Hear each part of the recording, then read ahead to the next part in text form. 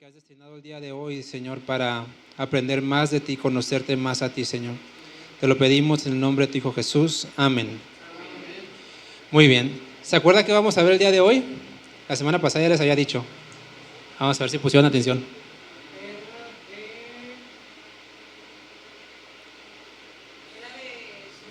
Ajá, el siervo sufriente. La semana pasada estábamos viendo la imagen de Cristo a través del siervo de Dios. Y mencionamos que el siervo de Dios en Isaías se presenta de dos formas. La semana pasada vimos el siervo o el Mesías victorioso. Ahora, la palabra siervo, recuerden, no es a nuestra perspectiva, no es a nuestra imagen actual.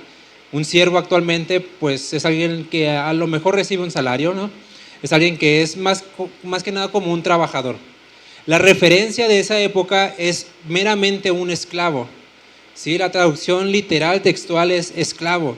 Entonces, Dios está llamando en esencia a su hijo un esclavo. ¿Sí?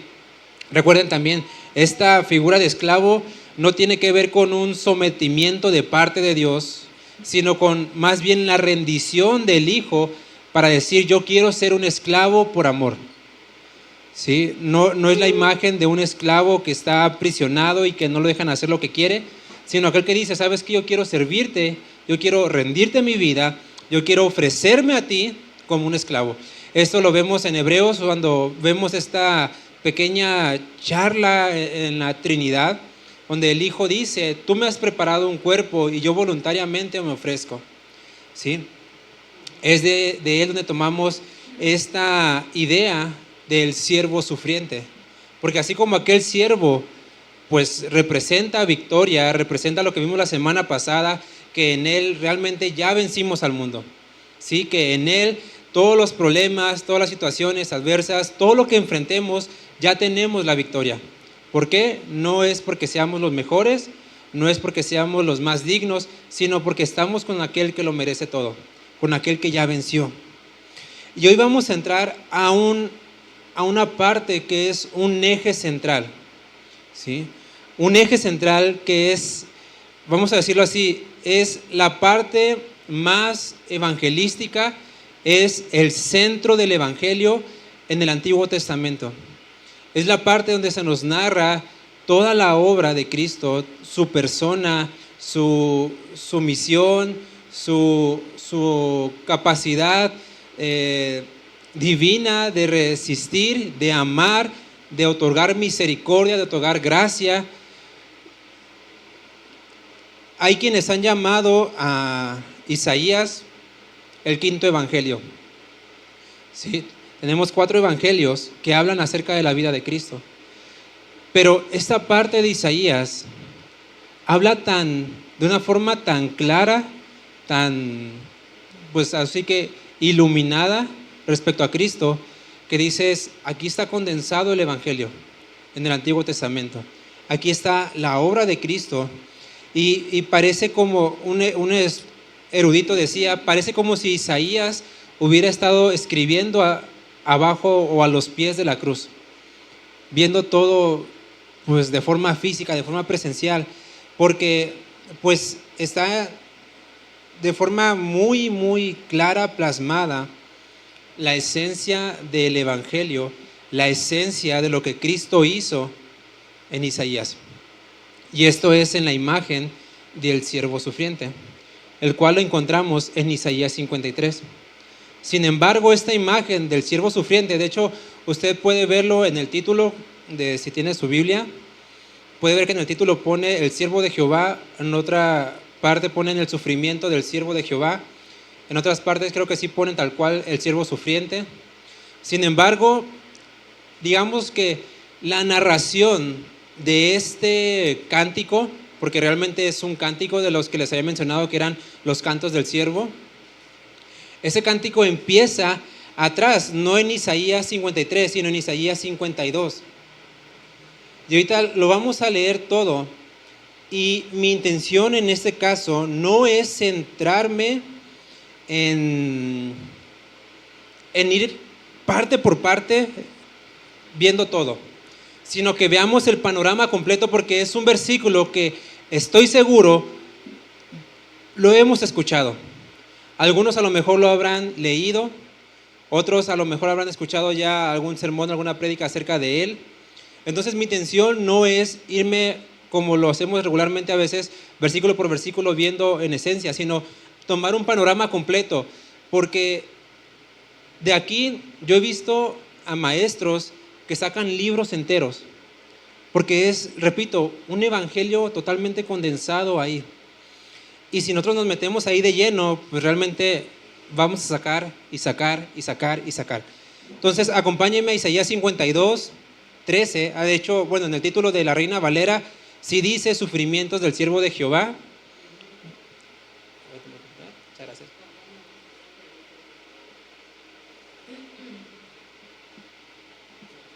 No sé cómo lo diga en otras versiones o en su versión, pero ahí está muy claro, ¿sí?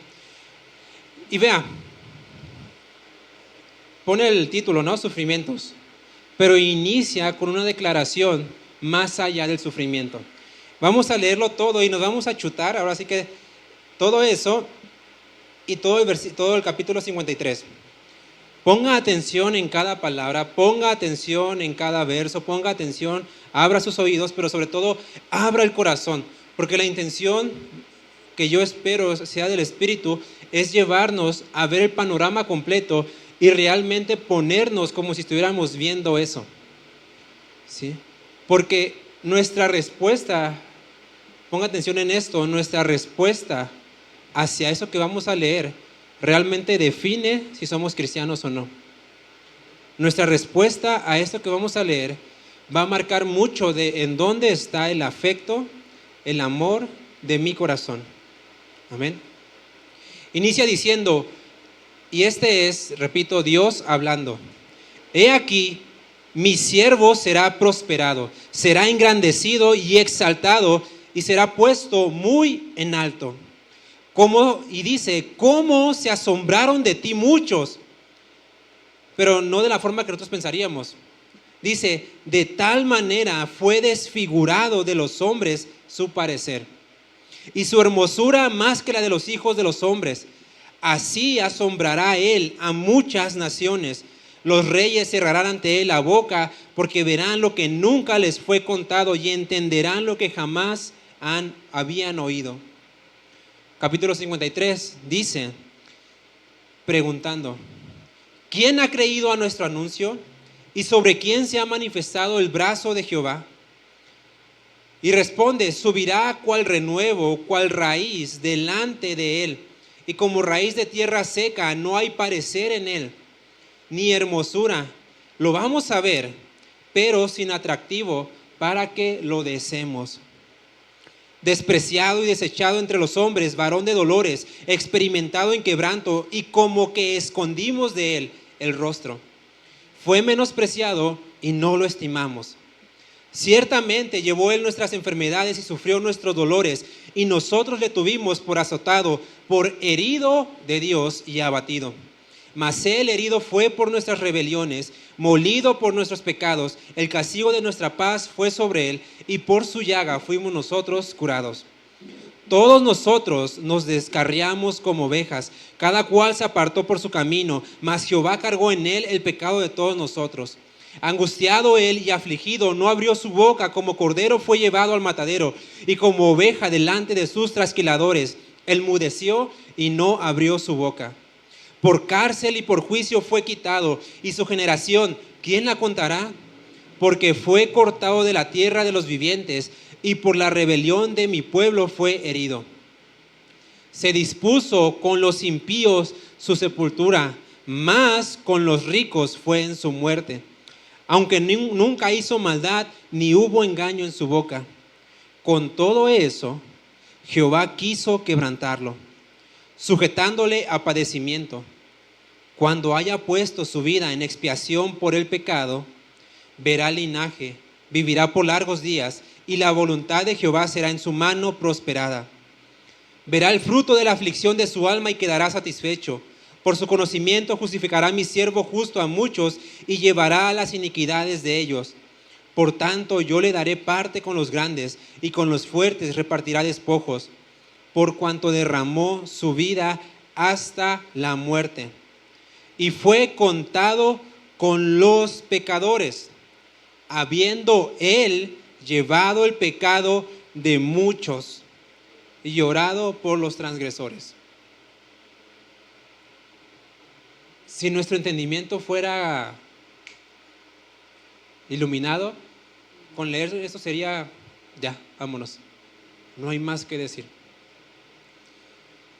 Repito, ahí encontramos la grandeza, la exaltación, la humillación, el sufrimiento, la causa del sufrimiento, la causa de que Él decidiera sufrir, la causa de que Dios quisiera que Él sufriera. Porque a veces creemos como que Dios no quería, como que de cierta forma Dios no quería que Él sufriera, pero ahí es muy claro donde dice, Jehová quiso quebrantarlo. Jehová quiso quebrantarlo. Ahora, ya leímos todo lo que dice Isaías 52, 13 en adelante al 53. Repito, todo esto es suficiente para decir, ya, me basta. Sin embargo, nuestro corazón a veces es todavía un poco más duro, ¿no? A causa de nuestro orgullo, a causa de que posiblemente no es tanto el orgullo, sino a lo mejor no entendemos. A lo mejor todavía hay limitantes, claro, la carne, el pecado, la naturaleza caída, que me impiden ver la perfección detrás de la palabra. Les voy a hacer un resumen y a contarles todo el panorama detrás de todo esto para llevarnos más que a todo esto que obviamente es muy claro que se cumple en Cristo, tan solo la parte donde dice que se quiso o la intención era que su sepultura fuera con los impíos. Solo vemos que fue colgado en una cruz en medio de los ladrones. Dice, mas su muerte fue entre los ricos, donde vemos que una persona, se me fue el nombre, no sé, Simón de Sirene o José de Arimatea, lo descolgó y se lo llevó a una cueva o una tumba de ricos, ¿sí? Por eso les digo que es como si Isaías estuviera enfrente de la cruz escribiendo todo lo que está pasando. Sin embargo, mi intención no es, digamos, ay, wow, no, Isaías, ¿cómo le hizo? Wow, que nos maravillemos solo en eso, sino en llevarnos a la razón de por qué fue necesario eso. Para entender por qué fue necesario eso, tenemos que ver un poco de la historia de Israel. Porque a veces lo vemos como que sí, fue por ellos, fue por culpa de los pecadores, fue por culpa de Israel. Y es que en Israel nosotros también estamos reflejados. Porque Israel solamente representa mucho o poco de nuestro corazón. Isaías básicamente se divide en dos partes, todo el libro de Isaías. Del capítulo 1 al 39 se divide en lo que se le conoce como juicio. Es decir, todo lo que habla iniciando, habla acerca de juicio tras juicio tras juicio, de que el pueblo entendiera la causa por la cual ellos les iba a ir en feria, de que el pueblo entendiera la causa por la cual les iba mal, de que entendieran la causa por la cual ellos iban a ser deportados, de que entendieran la causa por la cual ellos iban a ser juzgados. Dios le dedica 39 capítulos a que realmente se quede muy claro que Israel estaba sobre un juicio. Sin embargo, este juicio, no, digámoslo así, no ha sido cerrado. Son profecías acerca de un juicio venidero, pero que este juicio venidero ciertamente va a caer, pero en mi parte, en mi percepción, ¿dónde voy a estar cuando caiga ese juicio? ¿De qué lado de la balanza, de qué lado del tablero voy a estar cuando venga ese juicio? Porque después del 40 en adelante hasta que termina, habla de la salvación de Jehová. Habla acerca de la salvación de Jehová. Y repito, es llamado el quinto evangelio porque del 40 al 66 empieza básicamente a narrar el Nuevo Testamento de forma profética, pero es como una narración de todo lo que iba a venir en cuanto a la iglesia, en cuanto a Israel ya como pueblo de Dios con la iglesia, de la obra de Cristo ya consumada, del reino mesiánico. Y tan solo por darles nada más como algunas pequeñas partes, ¿no? Repito, mi intención no es que digan, ay, wow, ¿no? Qué chido esto que descubrimos o que aprendimos. Pero vámonos a Isaías 41. Después de que viene Dios diciendo juicio, o sea, básicamente juicio, juicio, juicio, juicio, juicio, juicio, ¿no? Llega al 40 y lo primero que dice, ¿qué es? Consolaos, es decir, consuélense. Y no solo una vez, lo vuelve a decir, consolaos. Y luego dice, pueblo mío, dice vuestro Dios. O sea, inicia dando, es como que, miren, es que viene ese juicio y ciertamente viene un juicio. Dice, pero pueblo mío, o sea, ¿quién de aquí es pueblo de Dios? Dice, pueblo mío, consuélate, consuélate. Y luego, iniciando el versículo 3, inicia con, ya apuntando al Nuevo Testamento. Voz que clama en el desierto. Preparad camino a Jehová, enderezad calzada en la soledad a nuestro Dios. Usted no sé si lo sepa, pero esto está hablando, o sea, ni más ni menos, y tal cual lo cita, allá en Mateo 3:3. Mateo 3:3, vemos el cumplimiento de esto, donde Juan habla de sí. Y le preguntan, ¿eres tú el Cristo? ¿Eres tú el que habías de venir? ¿Eres tú el Salvador? Porque Juan, y ojo con esto, vea, le preguntaban a Juan si él era el Mesías, tan solo por la autoridad y el poder de su prédica. Porque Juan el Bautista no hizo ningún milagro. Juan el Bautista no hizo ningún milagro. Aún así Jesús dice de él, no ha habido mayor profeta que él. Para que vean que los milagros no hacen mayor al profeta o menor, sí. Pero por el poder de la palabra que hablaba Juan, era suficiente para que dijeran, ¿eres tú el Mesías? Y Juan se limitó a decir, Juan se limitó a decir nada más, yo solo soy la voz que clama en el desierto. O sea, yo solo soy esa referencia que hacía Isaías. El Nuevo Testamento inicia con Juan preparando un camino.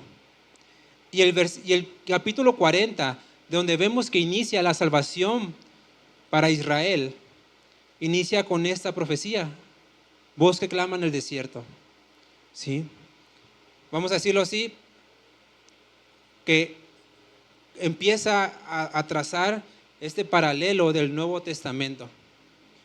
Y solo Dios puede hacer eso, porque Isaías fue escrito, como les he dicho, alrededor de 700 años antes de Cristo.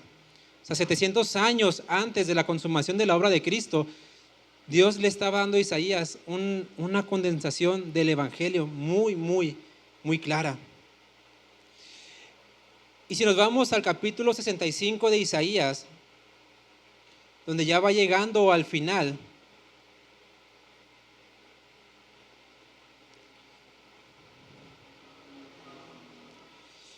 y vemos que dice en el versículo 17, porque he aquí, yo crearé, ¿qué cosa? Cielos nuevos y nueva tierra, y de lo primero no habrá memoria, ni más vendrá al pensamiento.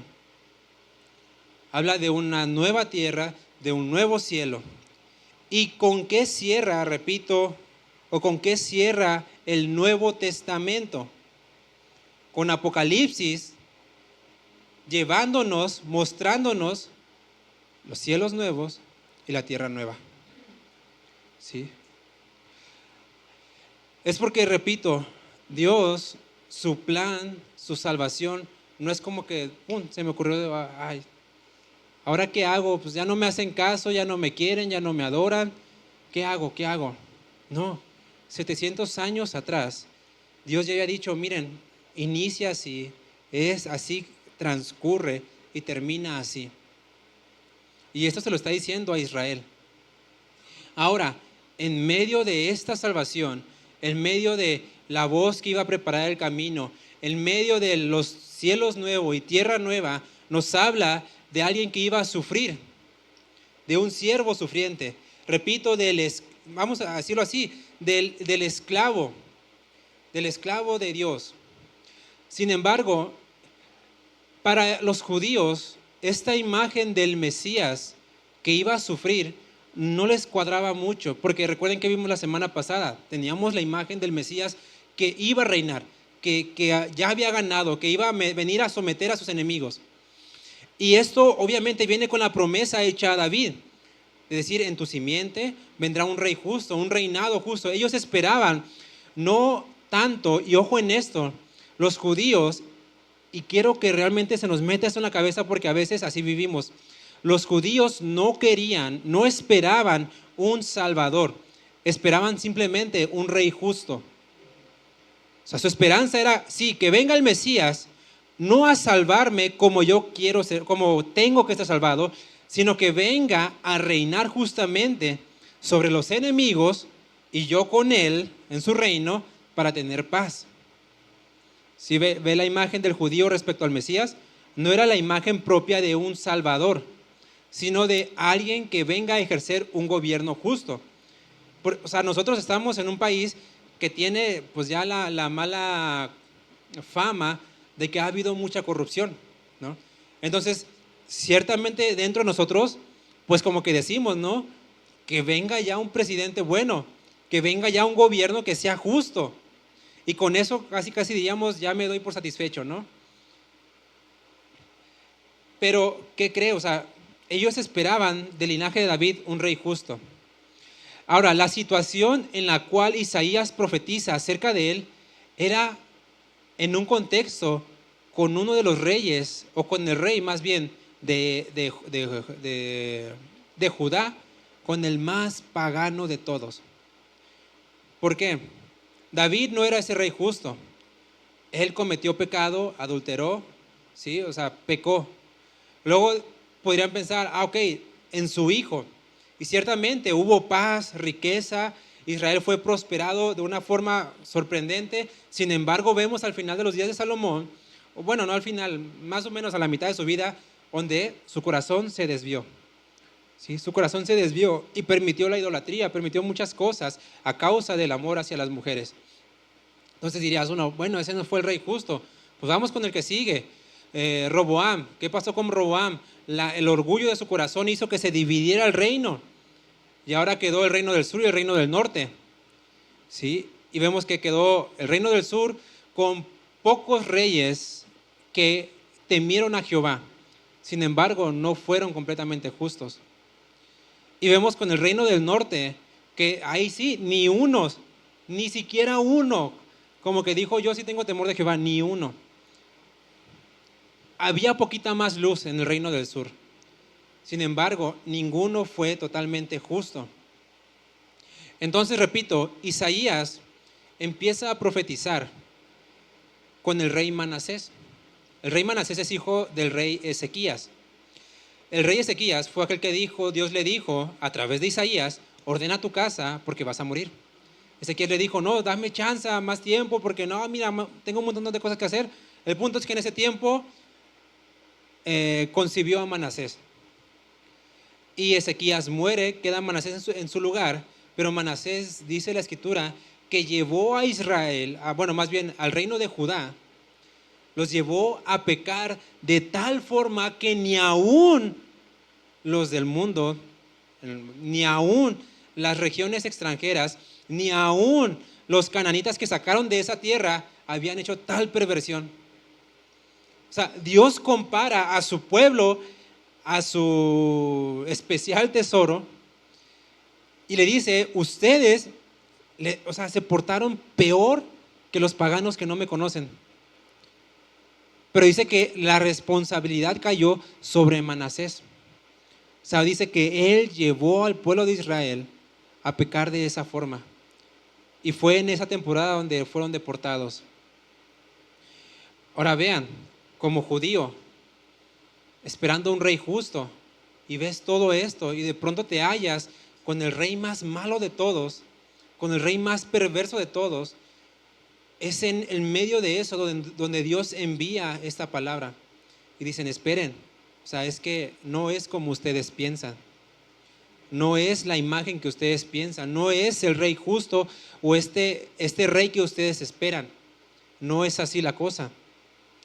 Como dato extra, Manasés fue quien, por la historia, fue llevado a partir a la mitad al profeta Isaías. O sea, para que vean la maldad de este hombre. Ha cerrado por la mitad. Entonces, en la temporada más corrupta del linaje de David, Dios vuelve a recordar sus promesas, vuelve a recordar, a hacerles entender una revelación nueva. Porque repito, los judíos no esperaban ni querían un Salvador, querían un rey justo, un rey que los llevara a la paz, un rey que les diera riquezas, un rey que gobernara justamente. Entonces se presenta Isaías 52, 13 y el capítulo 53 y nos habla claramente del Mesías. Los judíos entendían muy bien que eso se trataba del Mesías. Uno que otro por ahí liberal decían, no, pudiera haber sido Israel. Es que Israel ha sufrido mucho. Israel ha sufrido tanto dolor, y por eso a lo mejor habla de él. Pero no, los judíos más ortodoxos decían, es que aquí habla del Mesías. Pero quiero que nos vayamos a la mente del judío, porque a veces sin darnos cuenta, cuando leemos esto, lo de Isaías 53, lo leemos con esa mente.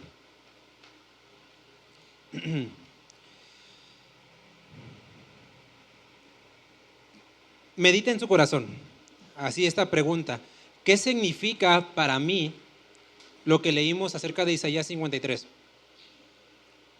Entiéndase desde el 52, ¿no? Pero para no andar ahí especificando. Cuando hablo de Isaías 53, me refiero desde lo que vimos antes. ¿Qué significa para nosotros todo este sufrimiento que llevó el siervo de Jehová? Medítelo tantito.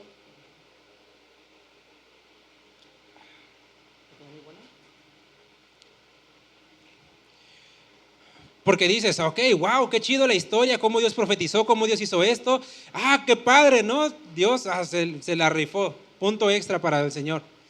Tiene una imagen, una mente impresionante.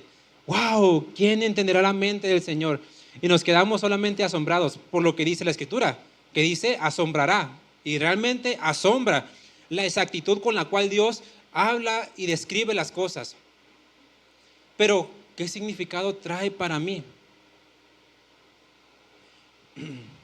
Porque simplemente podríamos quedarnos con qué chido, qué padre. Wow, no lo había entendido así, no lo había visto así. Un conocimiento más, un asombro más.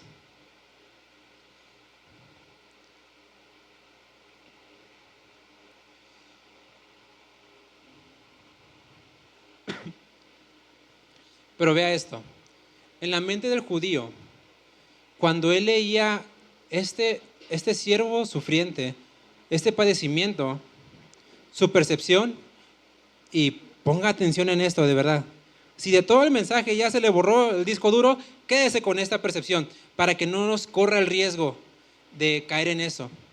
La percepción del pueblo judío era, es que el Mesías sufre por mí, sufre por compasión de mí, sufre por mí, casi como que me necesita con esa imagen. ¿Por qué? Porque el pueblo de Israel dice, oye, yo he sufrido, he sido esclavo, fui esclavo en Egipto, salgo y cuando realmente empiezo a ser libre, me empiezo a enfrentar a demás naciones, soy esclavizado, regreso otra vez, soy esclavizado, regreso otra vez, todo lo que pasa en Jueces, soy esclavizado, regreso otra vez. Luego caímos ya con los reyes y bueno, hemos tenido reyes más o menos, otros buenos y otros que dices, no hombre, mejor estaba sin este. Y dice Israel, ¿cómo he sufrido? ¿Cómo he sufrido? ¿Cómo he tenido injusticia en la vida? Y ellos decían, el Mesías sufre por nosotros. Sufre por lo que he sufrido. Se duele por lo que he sufrido. Entonces, vea, ese era el problema con los judíos y actualmente a lo mejor sigue siendo el problema. Es que ellos no pensaban, no estaban convencidos de que realmente necesitaban un Salvador.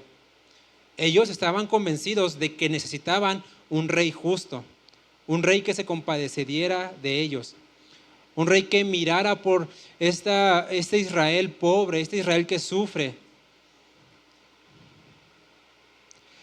Pero no se habían dado cuenta que desde el capítulo 1 Isaías había dicho, oh gente pecadora.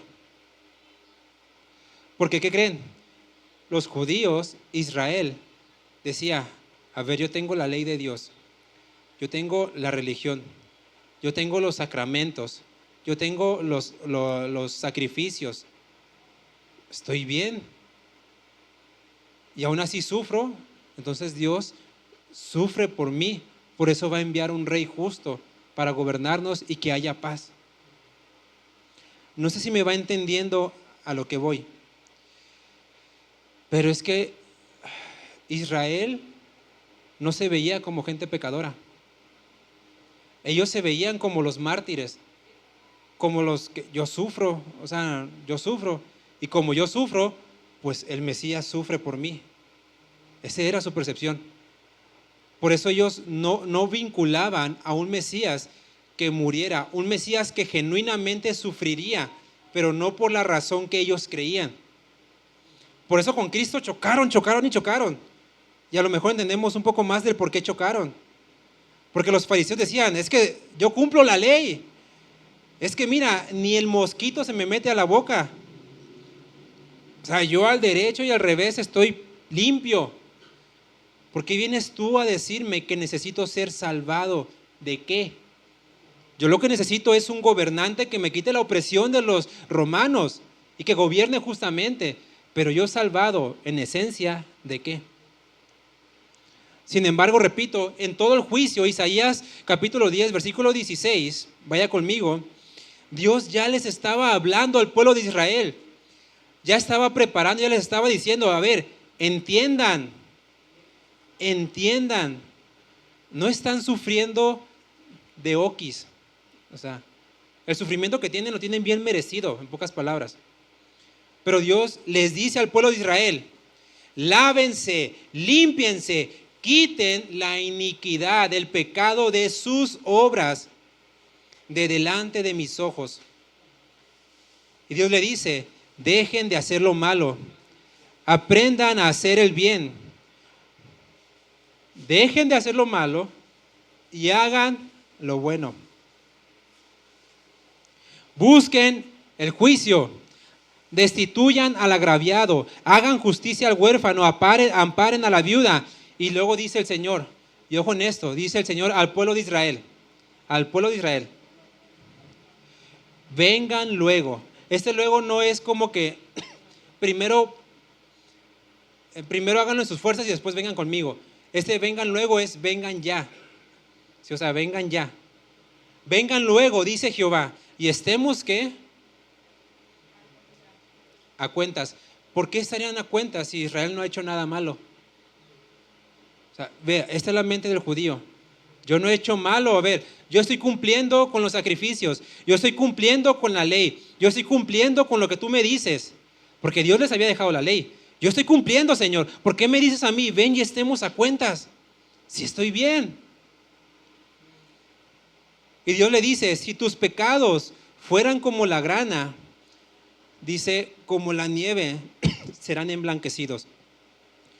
Si fueran rojos como el carmesí, vendrán a ser como blanca lana. Esto, repito, no es como que Dios dijera, si por ahí tienes algún pecado, te lo limpio. No, o sea, está asegurando. Le está diciendo, si tu pecado fuera lo más rojo, o sea, lo más pintoresco del mundo, va a ser blanco. Ya estamos entendiendo, digamos, la- la- la- el problema del judío. Su problema, repito, era que creían que Cristo, que Jesús, iba a venir a reinar para que ellos no sufrieran más. Que Él sería compasivo. Miren, aquí lo expone mejor esta persona que se llama John MacArthur y dice, dicho de otra manera, que Dios, el Mesías, se sintió tan mal porque un pueblo noble había sufrido tanto que Dios sintió dolor por ellos. ¿Sí me entendió? Dios se sintió tan mal de que su pueblo noble que no hace cosas malas sufriera. Por eso es que sufre tanto. Y esa fue su interpretación. El problema es que eso le llevaba a una idea de un Mesías no puede morir. Un Mesías no puede morir, Él va a venir a reinar. Y sufre por nosotros. Sufre tanto como si fuera a morir. Esa era su interpretación. Como cuando siento un dolor tan grande que me quiero morir por ellos. Pero esa interpretación estaba mal.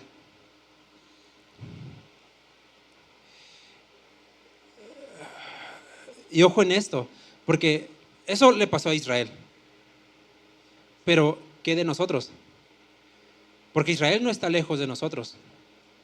Que decimos, a ver, Dios, yo vengo a la iglesia, yo leo la Biblia de vez en cuando, yo cumplo los rituales, tomo la Santa Cena, te doy tu diezmo. ¿Qué tengo de malo? O sea, nomás ven y ya es que mi vida sea más ligera y ya, es lo que te pido. Ven ya mi carga más ligera, es lo que necesito. Porque el problema en un sistema religioso basado en obras es que yo necesito ser salvado, porque yo solo me puedo salvar. Sí, o sea, Señor, veme. O sea, de vez en cuando sí sirvo ahí en la iglesia.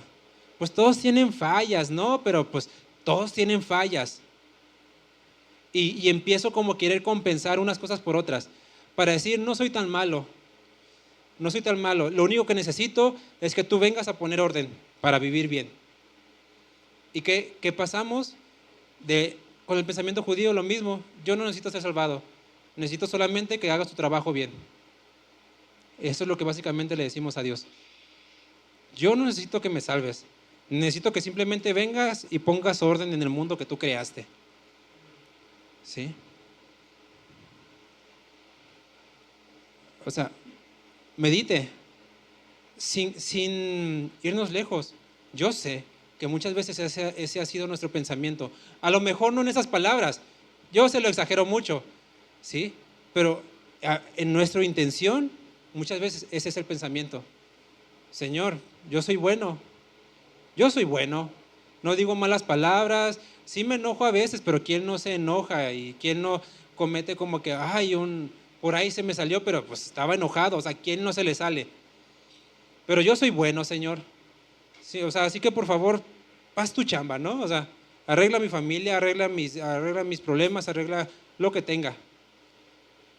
Cuando realmente, si entramos al significado correcto de Isaías 53, encontramos que el sufrimiento no era por una compasión, era un sufrimiento real, era una muerte real, era un dolor genuino y real, físico, emocional, espiritual, a tal punto que antes de ir a la muerte, llorando, o sea, sudando sangre, decía, si es posible, pasa de mí esta copa.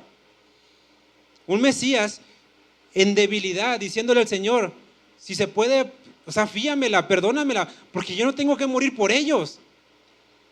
O sea, lo que dice ahí Isaías 53, él era libre, él no había pecado, sin embargo dice, Dios quiso quebrantarlo. Y el Mesías vemos que dice, es que yo no lo merezco, y realmente él no merecía morir. Es que yo no he pecado y él no había pecado. Es que yo no he fallado y él no, o sea, él realmente podía decir, yo no merezco esto. Él sí era el único, es el único y seguirá siendo el único que podía decir delante de Dios, yo esto no lo merezco. Y aún así, él dijo, pero no sea mi voluntad, sino la tuya.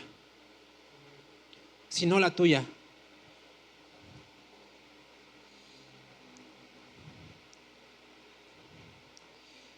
¿Qué pasa? ¿Qué es, pregunto, qué es lo que necesitamos? ¿Un Salvador o alguien que gobierne justamente? En nuestra actualidad, en nuestro presente, en nuestra vida. No hablo de un futuro, porque ciertamente Cristo va a venir a reinar justamente sí o sí.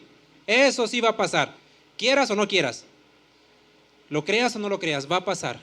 Pero yo pregunto ahorita, en la actualidad, ¿qué es lo que yo como persona, yo como cristiano, yo como lo que seas, qué es lo que necesito de parte de Dios? O sea, pregunta esto. ¿Necesito realmente un Salvador que tome mi lugar y muera bajo el juicio de Dios por mis pecados? ¿Eso es lo que necesito? ¿O necesito a alguien que solamente venga a hacer bien su trabajo? Repito, esto no depende de Dios, depende de mí. ¿Sí? Por eso lo que les digo, nuestra respuesta a Isaías 53 define realmente de qué lado estoy. Define realmente cuál es mi percepción de ese Dios. ¿Cuál es mi percepción al sufrimiento de Cristo? ¿Cuál es mi percepción, mi respuesta, mi afecto, lo que me mueve al sufrimiento de Cristo? Era que, pues sí, no había de otra. Pues hizo bien su trabajo. O la percepción es que no puede ser. No puede ser que Él haya venido a morir en mi lugar. O sea, medita tantito.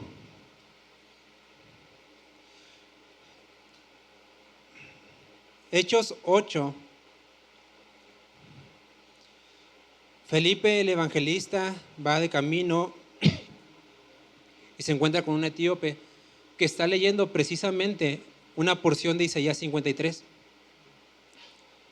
Versículo 32 de Hechos 8 dice, el pasaje de la escritura que leía es este: como oveja a la muerte fue llevado, y como cordero mudo delante del que lo trasquila, así no abrió su boca. En su humillación no se le hizo justicia, mas su generación, ¿quién la contará? Porque fue quitada de la tierra su vida. Y pregunta el etíope, con justa razón, ¿de quién habla? O sea, ¿habla del propio profeta? ¿Habla de otra persona? ¿Habla de Israel? ¿De quién habla? Porque vea, 700 años desde que se escribió eso y no sabían todavía de quién hablaba. Pero el problema no era que no sabían, era que no querían saber de qué hablaba. Porque si ellos entendían que hablaba directamente del Mesías y hablaba que todo eso era real, implicaba sí o sí que ellos eran culpables, que sus obras no eran suficientes, que su religión no fue suficiente, que su buen comportamiento, entre comillas, no fue suficiente. Y ellos podían decir, ¿cómo? ¿Cómo no? No. ¿Cómo yo voy a ser el que está mal? ¿Cómo yo voy a ser el que me equivoqué? ¿Cómo yo soy el culpable? Sin embargo, repito, no estamos lejos del pueblo de Israel. No estamos lejos de él. Porque venimos al culto como si simple y sencillamente ya cumplí. Para que no me digan nada, pues para fingir que sigo siendo cristiano o para creerme cristiano a lo mejor. Pero vivo engañado porque vengo creyendo que lo que necesito no es un Salvador, sino alguien que simplemente acomode mi vida, alguien que ejerza juicio, porque sí, en el gobierno hay mucha corrupción y yo necesito que Dios venga a ponerles orden a ella, pero mi vida, o sea, pues estoy bien, ¿no? Y eso lo que muestra, repito, es una percepción totalmente errónea, totalmente errónea. Cierre tantito sus ojos. Le voy a leer otra vez Isaías 53, pero en otra versión.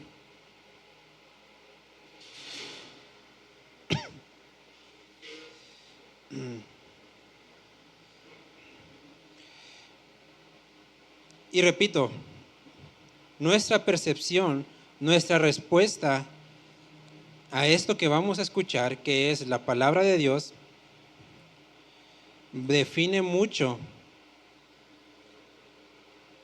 de qué lado estoy.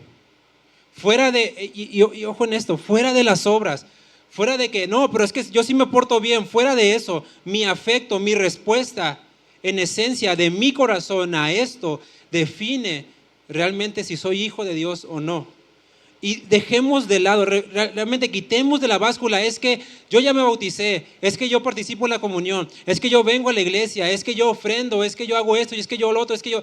Dejemos eso de lado, vamos al corazón, a lo que sentimos realmente, al afecto de nuestro corazón.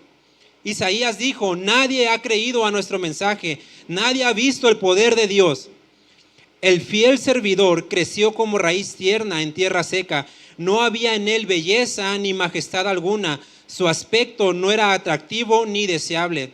Todos lo despreciaban y rechazaban. Fue un hombre que sufrió el dolor y experimentó mucho sufrimiento.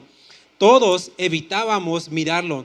Lo despreciamos y no lo tuvimos en cuenta. A pesar de todo esto, Él cargó con nuestras enfermedades y soportó nuestros dolores. Nosotros pensamos que Dios lo había herido y humillado, pero realmente Él fue herido por nuestras propias rebeliones. Fue golpeado por nuestras maldades. Él sufrió en nuestro lugar y gracias a sus heridas recibimos la paz y fuimos sanados. Todos andábamos perdidos como suelen andar las ovejas. Cada uno hacía lo que bien le parecía, pero Dios hizo recaer en este fiel servidor el castigo que nosotros merecíamos. Fue maltratado y humillado, pero nunca se quejó. Se quedó completamente callado, como cuando las ovejas les cortan la lana. Y como cordero al matadero, ni siquiera abrió su boca. Cuando lo arrestaron, no lo trataron con justicia. Nadie lo defendió ni se preocupó por él. Y al final, por culpa de nuestros pecados, le quitaron la vida. El fiel servidor de Dios murió entre criminales y fue enterrado con los malvados, aunque nunca cometió ningún crimen ni jamás engañó a nadie. Dios quiso humillarlo y hacerlo sufrir, y el fiel servidor ofreció su vida como sacrificio por nosotros. Por eso Él tendrá una vida muy larga. Llegará a ver a sus descendientes y hará todo lo que Dios desea. Después de tanto sufrimiento, comprenderá el valor de obedecer a Dios. El fiel servidor, aunque inocente, fue considerado como un criminal. ¿Cuál es la razón? Porque Él cargó con los pecados de todos aquellos que eran culpables, para que todos aquellos fueran perdonados. Él dio su vida por los demás. Por eso Dios lo premiará con poder y honor. Eso no se trata de obras. Se trata de lo que hizo Jesús fue por mi culpa. Y si yo no entiendo, yo no vivo por eso, realmente lo que busco es otro Jesús, es otro Mesías. Y aunque diga estar en la religión correcta, aunque diga estar en la palabra, aunque diga estar en el cristianismo, mi pensamiento a veces es que Dios, resuélveme la vida, no me salves. Y a esos son a los que Dios le dirá, nunca te conocí, nunca te conocí. Yo creo que habrá más coraje de aquellos que dijeran, Dios, es que yo fui a la iglesia, es que yo hacía oración, es que yo leía de vez en cuando la Biblia, es que yo ofrendé, y que a pesar de eso Dios nos diga, es que nunca te conocí. ¿Por qué? Porque en nuestro corazón siempre hubo ahí algo diferente. Yo no quiero ser salvado, yo quiero simplemente vivir bien, vivir mi vida. Ahí en tu lugar, así como estás, canta con nosotros esta canción.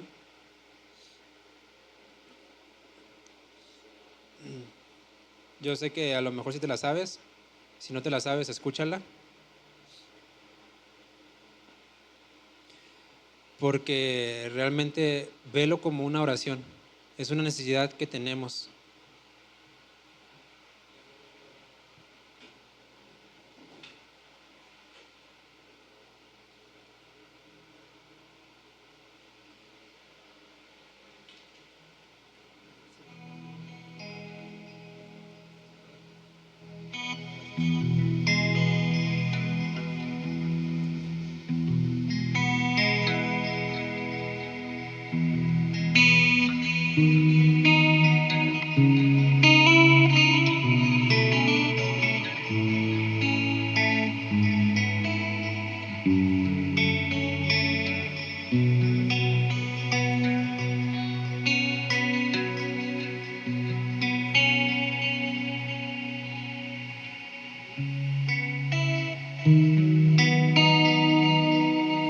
De gloria en gloria te veo, cuando más te conozco, quiero saber más de ti. Mi Dios, cual buen alfarero, quebrántame, transfórmame, moldéame a tu imagen, Señor. Quiero ser más como tú, ver la vida como tú, saturarme de tu espíritu y reflejar al mundo tu amor. De gloria en gloria te veo, cuando más te conozco, yo quiero saber más de ti. Mi Dios, cual buen alfarero, quebrántame, transfórmame, moldéame a tu imagen, Señor. Quiero ser más como tú, ver la vida como tú y saturarme de tu espíritu y reflejar al mundo tu amor. Quiero ser más como tú y ver la vida como tú y saturarme de tu espíritu y reflejar al mundo tu amor. Y reflejar al mundo tu amor, reflejar al mundo y reflejar al mundo tu amor.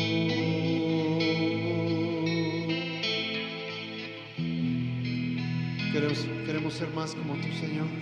Ayúdanos, moldéanos, quebrántanos. Queremos parecernos a ti, Dios. Levantamos un aplauso a nuestro Dios.